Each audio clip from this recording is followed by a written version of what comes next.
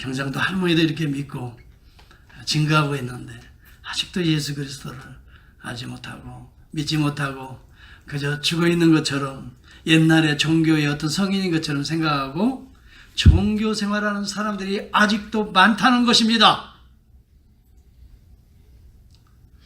그래서 사도 바울도 오늘 이 본문을 대하면서 어찌하여 예수가 그렇게 죽었다 살아났다라고 증거하는데 너희들은 어떻게 죽은 자가 다시 살아날 수 있느냐라고, 그렇게 부활이 어떻게 일어날 수 있느냐라고 하느냐, 답답한 마음이, 사도 바울의 마음이 여기 기록되어 있습니다. 여러분, 그래서 이 죽은 자가 살아난다라고 하는 것은 이 과학적으로나 합리적으로나 이성적으로나 육체적으로나 믿기가 참으로 어려운 이런 사건이요 사실인 것입니다. 그래서 이 예수님의 무덤을 지키던 군병들이 부활절 이른 아침에 지진이 일어나고 무덤 문이 열리고 그리스도가 살아난 것을 본 그들이 달려갔습니다. 달려가서 이제 제사장들에게 고합니다. 예수 그리스도가 다시 살았습니다 고백하고 고했지만은 그들은 무슨 예수가 살아, 아마 제자들이 훔쳐갔겠지, 그래서 돈을 주면서 어디 가든지 다시는 예수가 살았다는 얘기 하지 마. 그래서 사도 이 마태가 기록하는 바로 그 순간까지 또 이 도적설이 사람들에게 두루 퍼져 있었다. 이렇게 마태복음 28장 12, 13절은 성경에 기록하고 있습니다. 이것을 도적설이라고 우리는 그렇게 말합니다. 제자들이 훔쳐갔다는 거예요.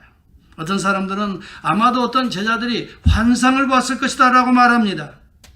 그런데 여러분, 환상을 보는 것도 한두 사람이 봐야 환상을 보는 거죠. 고린도전서 15장 3절에 6절에 보면 이는 성경대로 그리스도께서 우리 죄를 위하여 죽으시고 장사 지낸 바 되었다가 성경대로 사흘 만에 다시 살아나사 게바에게도 보이시고 후에 12제자에게도 보이시고 후에 500여 형제들에게도 일시에 보이셨나니 그 중에 지금까지 태반이나 살아 있고 어떤 이는 잠들었으며 그 후에 야고보에게도 보이시고 또 그 후에 모든 사도에게와 맨 나중에 만삭되어 태어나지 못한 이 그렇게 태어난 자와 같은 내게도 보이셨느니라. 그렇게 사도 바울은 고백하고 있습니다. 여러분, 한두 사람이 봐야 환상이지요. 그거 꿈에 보았다라고 말하지요. 500여 형제들에게 지금도 살아있고 나도 보았다는데 그건 환상이 아니라, 따라서 합시다. 환상이 아니라 역사다. 네, 그건 역사인 겁니다. 히스토리컬 팩트인 것입니다. 사도 바울이 누굽니까? 사도 바울은 바보입니까? 천치입니까? 율법에 흠이 없는 자요 바리새파 중에 바리새파였습니다. 가말리엘 문화생에서 공부한 최고학부의 출신이 사도 바울입니다. 공의원이었습니다. 아무나 여러분 국회의원이 됩니까? 부활하신 예수를 믿는 자를 오히려 잡아 죽이려고 군대를 동원해서 다메섹 언덕에 올랐던 바로 그 자가 사도 바울입니다. 부활한 예수를 증거하는 자들을 잡아 죽이려고 로마 공문을 가지고, 대제사장의 공문을 가지고 예수 부활을 증거하는 그들을 잡아 죽이려고 다메섹 도상에 군대를 이끌고 거기에 예수 부활을 증거하는 소수의 무리가 있다고 해서 그것을 잡아 죽이려고 갔었던 그가 다메섹 도상에서 부활하신 주님을 친히 만났습니다. 여러분, 직접적인 체험을 가졌던 것입니다. 그리고 이 부활의 복음을 증거하는 자가 되었던 것입니다. 사도 바울이 바보가 아닙니다. 가말리엘 문화생 중에 문화생입니다. 최고의 학구를 나온 사람입니다. 오늘날로 말하면. 그가 쓴 13개의 성경의 서신들의 모든 핵심은 예수 그리스도의 십자가와 부활 사건에 집약되어 있습니다. 그가 환상을 보고 꿈을 꾸고 그 예수를 만나서 여러분 이렇게 기록한 게 아닙니다. 여러분 성경을 연구하다 보면 얼마나 논리적이고 체계적이고 합리적이고 유대인들에게는 유대의 정서에 맞게끔 여러분 이 복음을 증거했습니다. 헬라인들에게는 헬라인의 정서에 맞게끔 헬라식으로 복음을 증거하고 예수 그리스도의 부활을 증거했습니다. 로마인들에게는 로마인들에게 맞게끔 그 문화적으로 여러분 복음을 그들에게 접근해 나갔습니다. 신학적인 깊이가 보통이 아닙니다. 그래서 여러분 이 사도 바울의 이 기록이 없었더라면 예수 그리스도의 복음서가 어떤 구약적인 성취의 이 메시아닉 타이포로지인지 이것을 이해할 수 있는 자들이 거의 없습니다. 그래도 사도 바울의 13개의 서신이 있었기 때문에 예수 그리스도의 복음서의 사건들이 구약의 메시아닉 타이포로지를 성취하시는 사건인 것을 우리가 비로소 이해하게 되는 것입니다. 이처럼 놀라운 신학적인 배경이 사도 바울에게 깔려있는 자입니다. 그가 환상주의자가 아닙니다.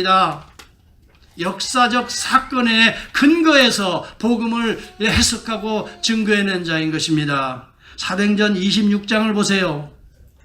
자기가 만들어낸 이론이요 철학적이요 환상적인 사건이라고 한다면 이 왕 앞에서 아그리빠 왕 앞에서 이렇게 이야기할 수가 없습니다. 그리고 베스도 총독 앞에서 그는 뭐라고 말합니까? 아그리빠 왕이시여 담대하게 이야기합니다. 지금 헛소리하면 당장 목을 쳐서 죽일 수 있는 왕 면전 앞에서 이야기를 합니다. 사도 바울이 여러분 환상을 보고 하는 얘기가 아닙니다. 꿈꾸고 하는 얘기가 아닙니다. 사실이기 때문에 사실을 증거하는 것입니다. 예수 그리스도의 부활의 사건은 죽음 가운데서 부활의 사건은 다시 산 사건은 유일무이한 사건입니다. 사람들에게서는 있을 수 없는 하나님만이 하실 수 있는 유일무이한 사건인 것입니다. 예수 그리스도 안에 있는 자에게서만 이루어질 수 있는 유일한 구속사의 사건이 부활의 사건입니다. 아무나 여러분 그래서 부활을 믿을 수가 없습니다. 오늘 인본주의에 빠져있는 자들, 합리주의에 빠져있는 자들 부활의 사건만큼은 믿을 수가 없다 하는 것입니다. 사도 바울은 아그리빠 왕 앞에 이런 이야기를 합니다. 아그리빠 왕이시여, 당신들은 하나님이 죽은 사람 다시 살리심을 어찌하여 못 믿을 것으로 여기시나이까? 그렇게 말합니다. 왕 앞에 죽은 자가 다시 살아나는 이 복음을 어찌하여 못 믿습니까? 이렇게 말합니다. 답답한 마음이 있는 것입니다.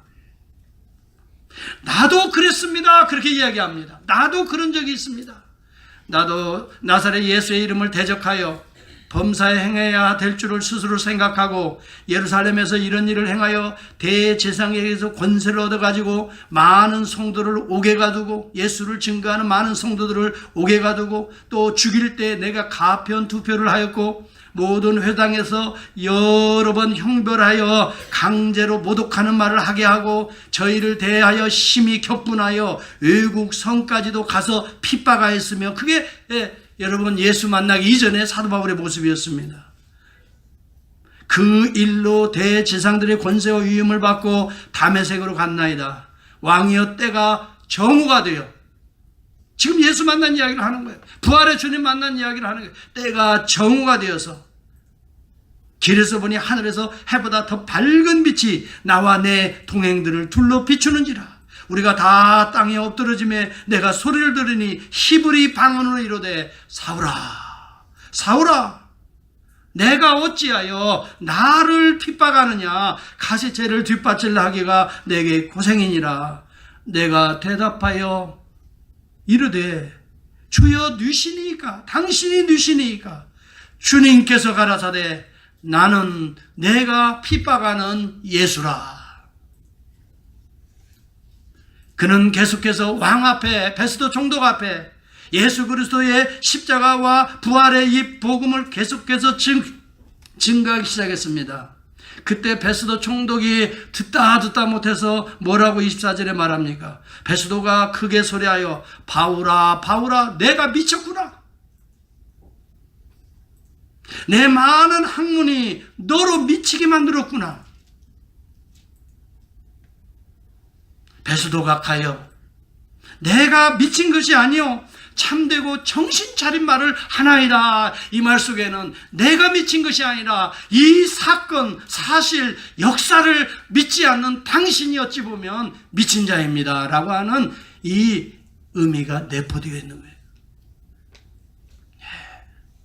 예수 그리스도의 죽은 자 가운데 십자가 부활을 믿지 못한 자가 사실은 매드한 사람이라는 것이에요.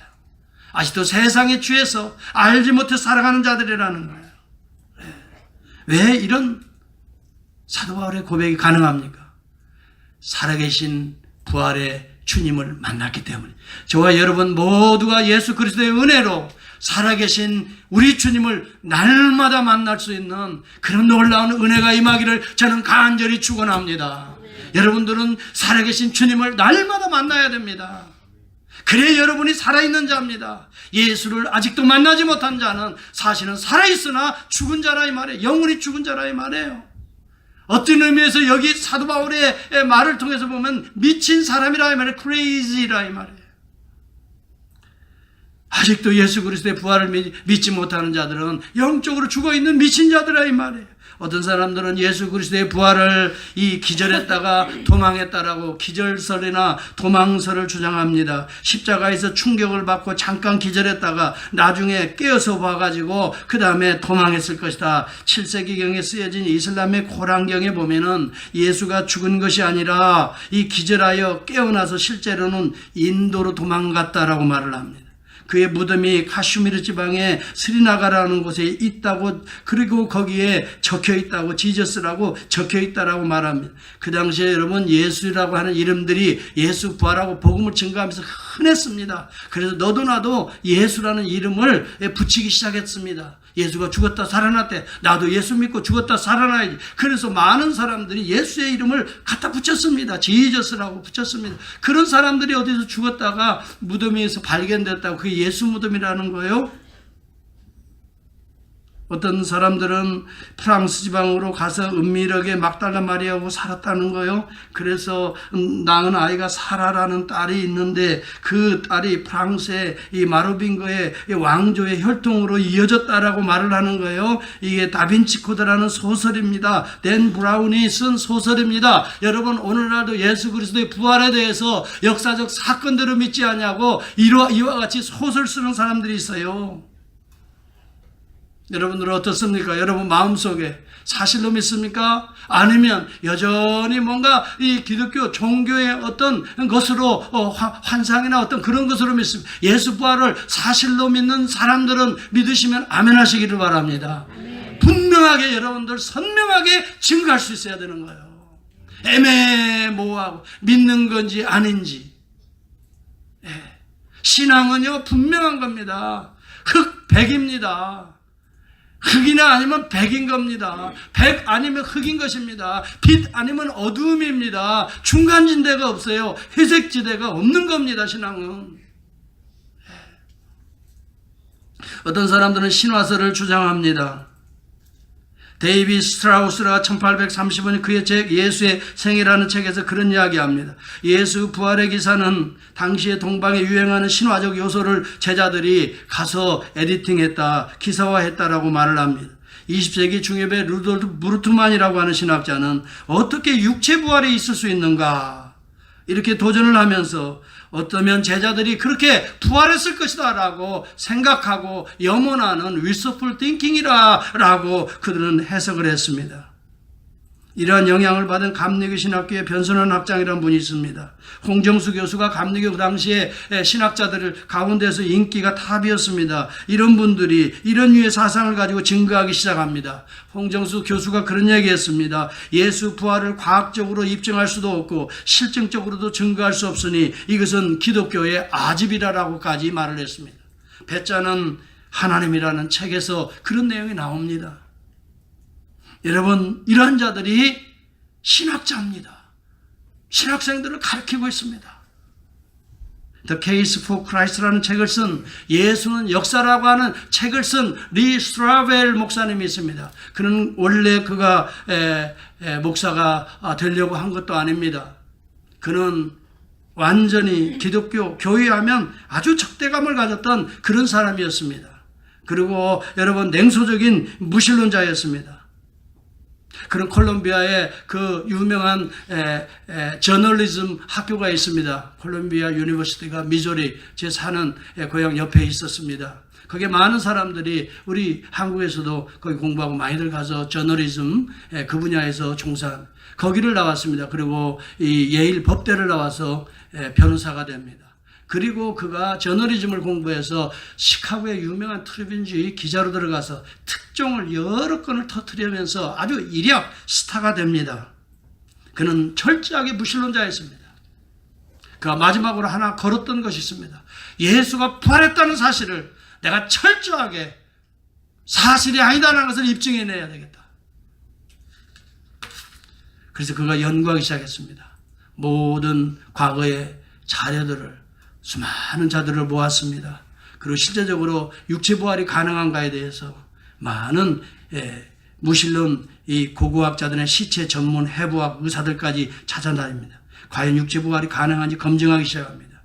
그래서 그가 비록 예수부활이 거짓된 학설이라고 하는 사실을 입증하겠다고 시작된 연구가 점점점 가면서 흥미진진하게 진행이 되고 있는데 나중에는 그가 예수 그리스도의 육체부활이 사실이라는 사실을 깨닫게 됩니다. 그리고 그 모든 이 역사적인 고증들을 가지고 또 풀어서 쓴 책이 The Case for Christ라는 책입니다.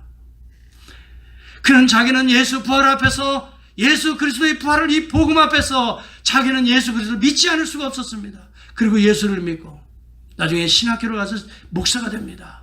그래서 여러분이 잘 아는 대로 시카고의 윌로 크릭 처치에 이 밀 하이벌 목사님과 거의 13년 같이 동역하면서 많은 무신론자, 특히 대학생들, 합리주의, 과학주의에 빠져있는 대학생들에게 예수는 복음이요 하나님의 아들이요 죽음 가운데에 우리의 죄를 대속하시고 죽음을 이기신 부활하신 하나님의 아들이라는 그 사실을 증거하기 시작했습니다.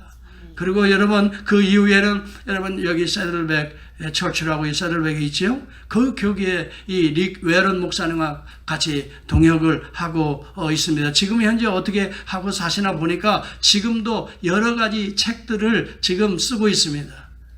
그 예수 그리스도의 부활과 예수 그리스도의 이 복음을 증거하기 위해서 여러 편증서들을 지금 집필하면서 남은 생애를 지금 보내고 있는 그런 가운데 있습니다. 여러분 중요한 것은 신약성경 260장 가운데에서 예수 그리스도의 부활의 사건을 증거하는 그런 기사가 무려 100여 회 이상이 등장한다는 사실입니다. 사도행전의 제자들이 끝까지 목숨을 내놓고 증거했던 것이 예수가 내 죄를 위해 죽었고 죽음 가운데 다시 살아나시다라고 하는 십자가와 부활의 복음이었던 것입니다. 이것이 오늘 우리 인간의 죄를 사하는 대속이요 대속의 복음이요 그리고 하나님의 의를 여러분 부여받는 부활의 복음이었던 것입니다. 이 핵심을 이 사도들은 증거했던 것입니다. 여러분 사복음서가 그렇게 해서 기록이 되어진 것입니다. 사복음서의 이 4명은 다 잘 알지 못하는 사람일 수 있습니다. 여러분 마태복음을 기록했던 마태는 세리 출신입니다. 다른 사람은 구브로 출신 마가입니다. 또 한 사람은 헬라 사람 누가입니다. 그리고 나중에는 어부 출신 야고보의 형제였던 사도 요한입니다. 다 각기 다른 사람들이 분명하게 그리스도의 십자가의 대속의 사건과 이 예수 그리스도의 죽음의 문을 연 부활의 사건을 아주 중요한 복음의 핵심으로 기록하고 오늘도 그 복음을 위하여 증거하며 오늘 이 복음으로 교회가 세워지도록 오늘도 우리 가운데 이 하나님의 말씀을 남겨주셨던 것입니다. 예수 그리스도의 부활이 없다면 우리는 어떻게 되겠습니까? 부활이 없다면 복음 전파와 우리의 믿음이 헛것인 것입니다.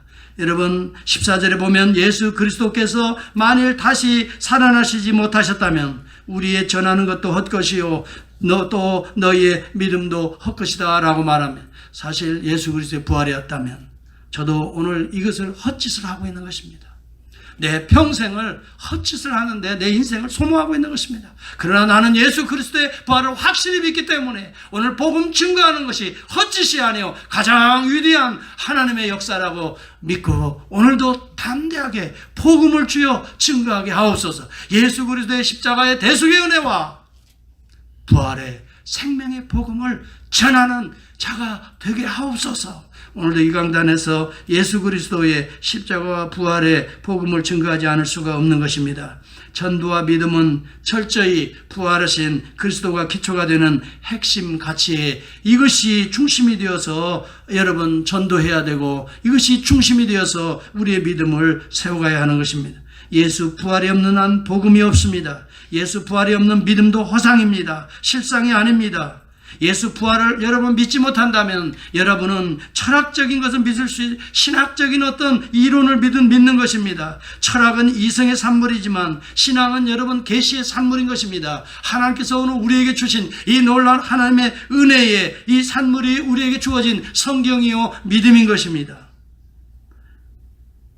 죽고 사는 문제가 예수의 십자가와 부활 가운데 있는 것입니다. 우리가 날마다 죽고 날마다 사는 이 믿음의 본질이 십자가와 부활에 있는 것입니다. 그러므로 예수 그리스도가 여러분 죽고 다시 살지 않았다면 우리가 믿는 이 십자가 부활의 믿음이 헛것이 되어버리고 마는 것입니다.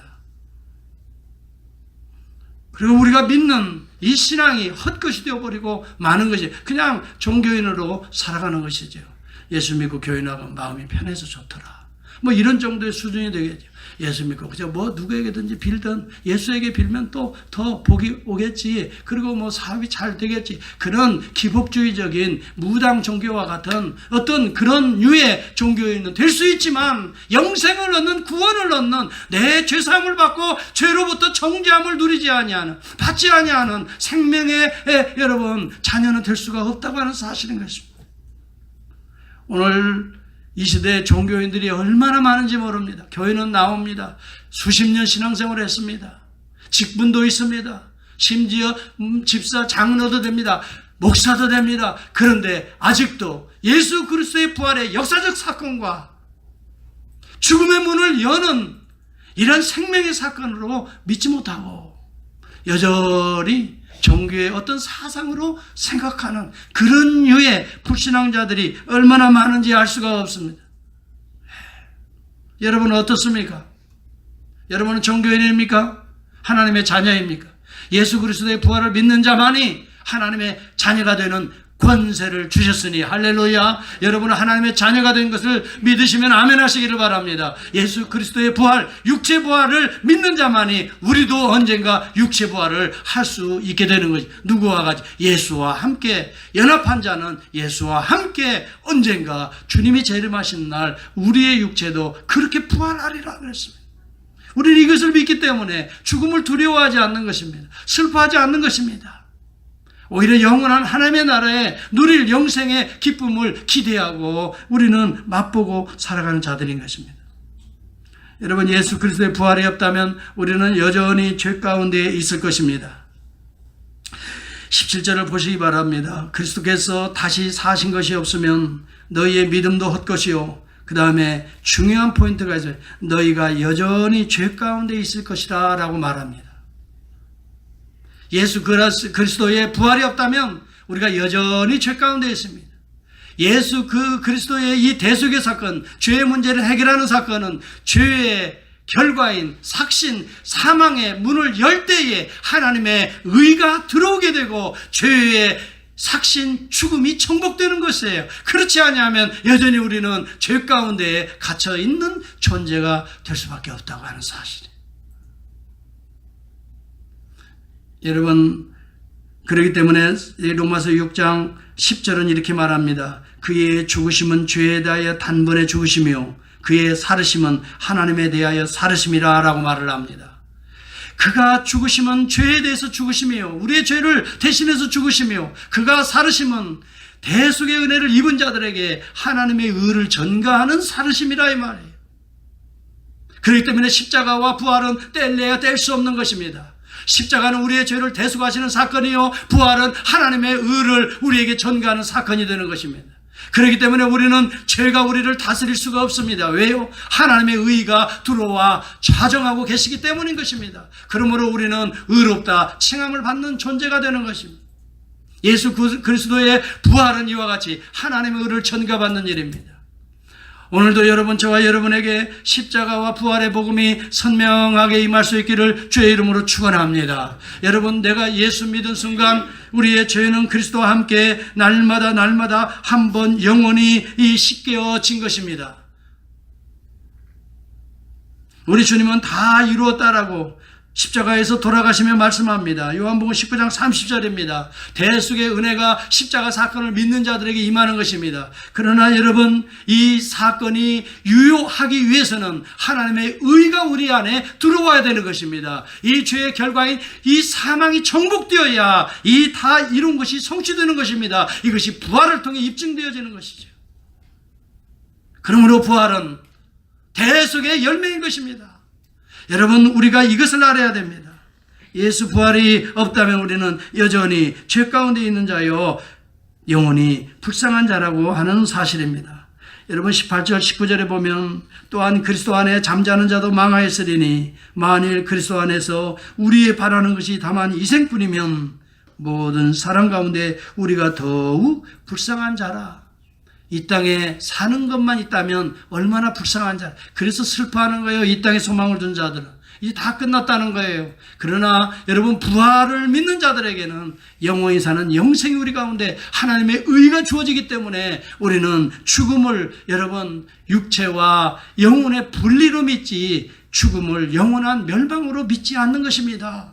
단순하게 분리될 뿐인 것입니다. 우리의 지정의를 가지고 있는 우리의 영혼은 영원한 영생의 복락을 누리는 천국으로 입성하게 되는 것입니다. 그러므로 우리는 죽음을 두려워하거나 슬퍼하지 않는다는 것입니다. 왜요? 예수 그리스도가 죽은 자 가운데 살아나셨고 산 영을 우리에게 부어넣어 주셔서 하나님의 의로 충만한 자로 살아가기 때문에 우리의 하나님의 의는 죽지 않습니다.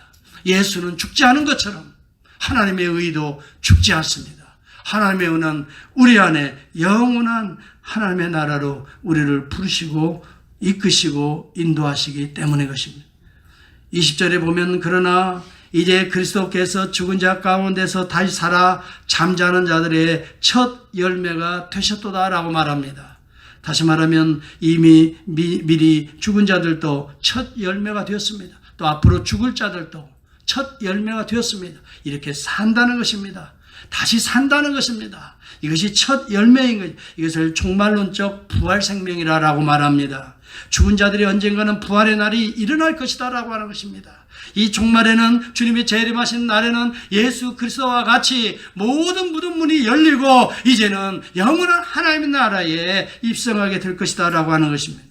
21절에도 본문에 보면은 사망이 사람으로 말미암았으니 죽은 자의 부활도 사람으로 말미암으리라 라고 말합니다.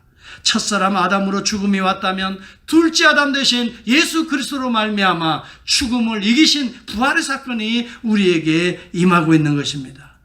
이것이 어떻게 임합니까? 51절에서 52절을 보니까 보라, 내가 너희에게 비밀을 말하노니. 여러분, 이런 사실은 신비로운 하나님 나라의 비밀이에요. 그래서 아무나 이것을 믿을 수가 없어요. 이 비밀은요, 아무나 알 수가 없어요. 비밀이에요. 여러분, 천국의 문을 열 수 있는 이 비밀은요, 아무에게나 열려지지 않아요. 이건 비밀이에요, 비밀. 그래서 이 비밀이에요. 이 하나님 나라의 비밀이에요. 이 비밀은 말씀을 통해서, 계시를 통해서 오늘 믿는 자들에게 주어지는 하나님의 은혜의 열쇠가, 비밀을 풀 수 있는 열쇠가 오늘 이 믿음의 열쇠인 줄 저는 믿습니다. 믿는 자에게는 이 비밀이 열려지는 것입니다. 그래서 이걸 이야기하는 겁니다. 보라, 내가 너희에게 비밀 같은 이야기를 말하는데 우리가 다 잠잘 것이 아니요 마지막 나팔의 순식간에 호련히 변화하리니. 이 사실을 세상 사람들은 몰라요. 믿지도 않으니 모를 수밖에 없지요. 이것이 비밀이라고 말합니다. 앞으로 우리가 이루어질 일을 알려주고 있어요. 열쇠를 지금 주님이 이 복음을 통해 가르치고 있어요. 여러분, 절대 죽지 않아요. 잠깐 여러분 육체와 영혼이 분리될 때는 있을 거예요. 우리가 그때 장례식도 하고 이렇게 하는. 그러나 그 죽었다고 슬퍼하는 장례식이 아니에요. 천국에 입성하는 우리는 어떻게 해요? 천국에 입성하는 예배를 우리는 드리는 거예요. 그래서 요즘 예배가 장례식이라는 표현을 잘 안 쓰더라고요. 천국 입성 환영 예배. 아니면 어떤 사람들은요, 환송 예배. 천국으로 지금 영원히 가시니까.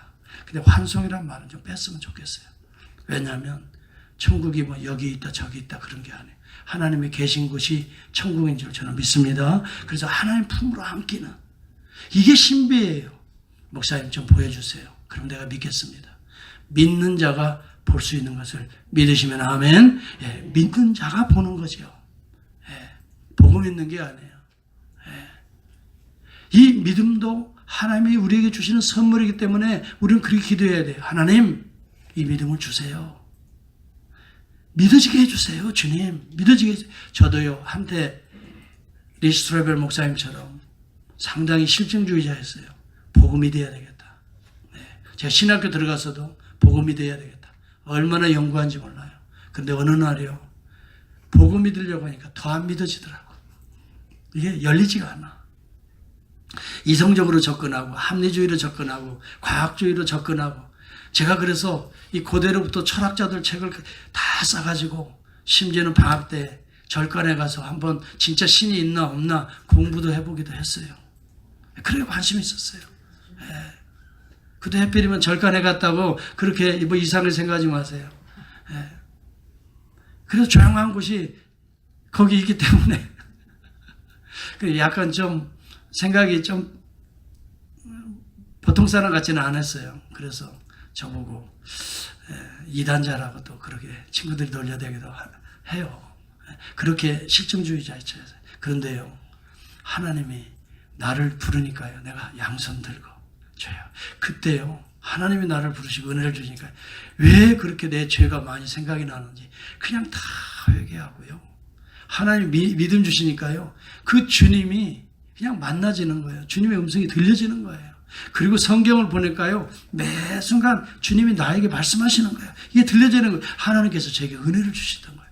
여러분에게도 그런 은혜가 날마다 임할 수 있기를 축복합니다. 그래서 하늘의 세계가 보여지고요, 비밀의 소리가, 하나님의 음성이 말씀을 통해 막 들려져요. 기도하면요, 하나님과 그렇게 교제하는 게 즐거워요. 그렇게 하나님과 대화하는 게 기뻐요. 하나님의 은혜를 주시니까 그래요. 믿어지는 거예요. 내가 믿으려고 할 때는 안 믿어지더구만. 하나님이 은혜가 임하니까 믿어지는 거예요. 그래서 너무너무 자연스럽게 저는 이 확실한 믿음을 가지고, 그렇다면 주님 어떻게 살아야 돼요? 이 복음을 위해서 나는 살겠습니다. 다른 거 생각이 안 나더라고요.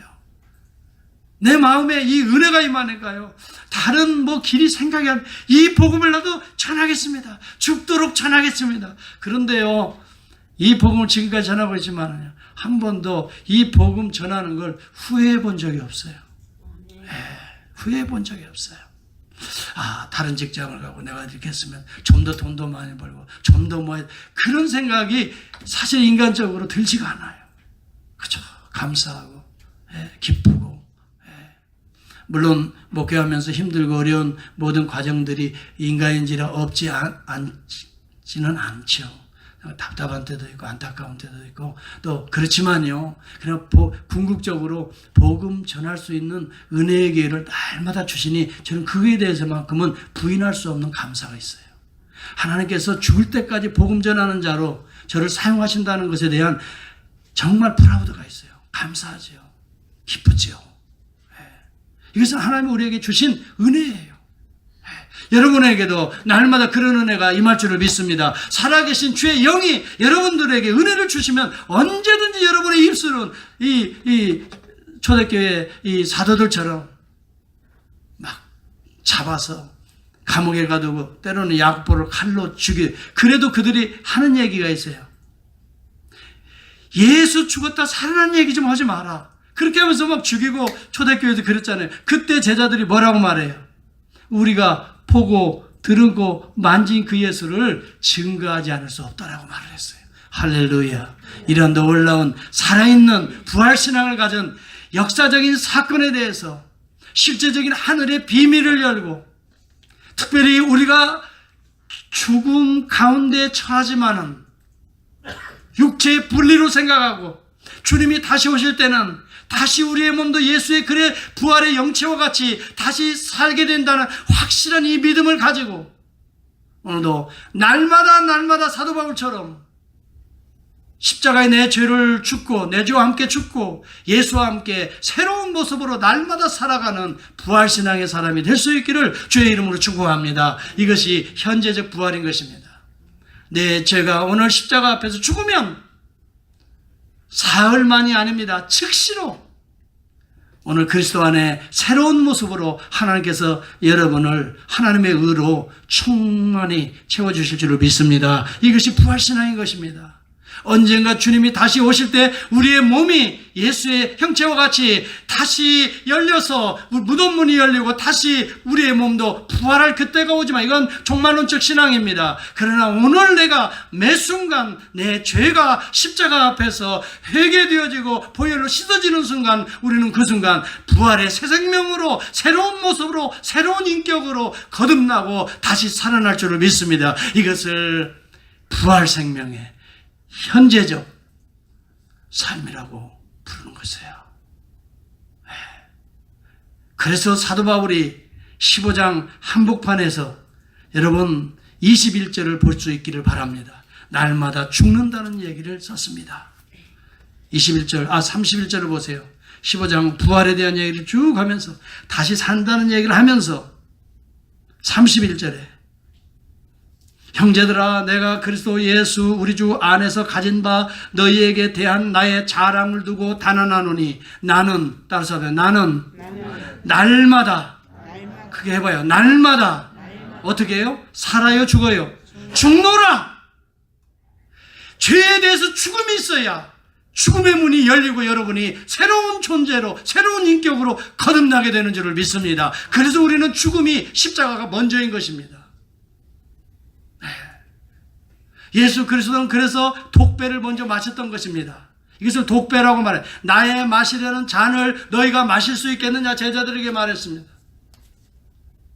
독배를 먼저 마셨습니다. 죄에 대해서 내가 마실 죽음의 독배를 예수님이 마신 것입니다. 그리고 우리에게는 예수 믿는 우리들에게는 축배의 잔, 구원의 잔, 대속의 잔으로 오늘 다시 살게 되는 잔으로 우리에게 부어주시는 것입니다. 오늘 저와 여러분이 예수와 함께 나의 죄에 대해서는 독배의 잔이 되시기를 바라고 죽기를 바라시고 깨끗이 죽어야 됩니다. 그리스도 안에서 부활의 새 생명과 함께 축배의 잔을 또한 함께 들을 수 있는 저와 여러분이 될 수 있기를 주의 이름으로 축원합니다. 독배를 마시지 않고서는 죽지 아니하고서는 축배의 잔을 들 수가 없습니다. 그래서 이 가정에서도 진짜 행복하기를 원하면 독배를 내가 마셔야 되는 것입니다. 예수와 함께 내가 죽어야 되는 것입니다. 그러면 어떻게 될까요? 다시 살게 되는 것입니다. 예수와 함께 살게 되는 것입니다. 무엇에 대해서 죽어야 될까요? 내 죄와 더러운 욕망이 죽어야 되는 것입니다. 세속주의가 내 안에서 죽어야 하나님의 의의가 우리 가운데 충만해지는 것입니다. 그래서 날마다 나는 충노라라고 이 사도 바울이 고백하고 있는 것은 날마다 예수와 함께 새로운 모습으로 살기를 원하는 고백인 것입니다. 부활장에서 죽는 이야기를 하고 있는 것입니다. 왜요? 새로운 모습으로 살고 싶기 때문에. 그래서 죽는 것입니다. 그런데 독배는 마시고 싶지 않아요. 날마다 죄에 대해서는 회개하지 않아요. 내 죄가 뭔지도 몰라요. 그냥 의로운 줄 알아요. 여러분, 그러한 자에게는 축배의 잔이 들려지지 않습니다.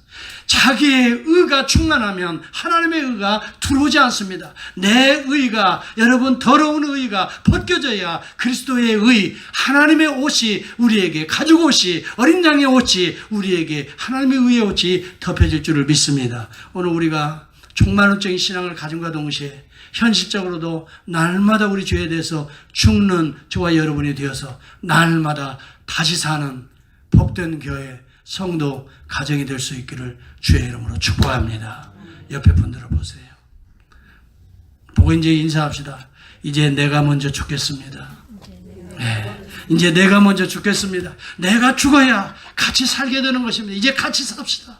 여러분, 우리가 죄에 대해서 나의 욕망, 나의 욕심, 이기심, 자아, 자존심 다 죽어야 하나님 안에서 새로운 모습으로 자존감이 형성되는 것입니다. 땅에 있는 성도는 존귀한 자니 나의 모든 기쁨과 구원의 감격이 그에게 있도다. 새로운 모습으로 거듭나는 매일매일의 순간이 될 수 있기를 축복합니다.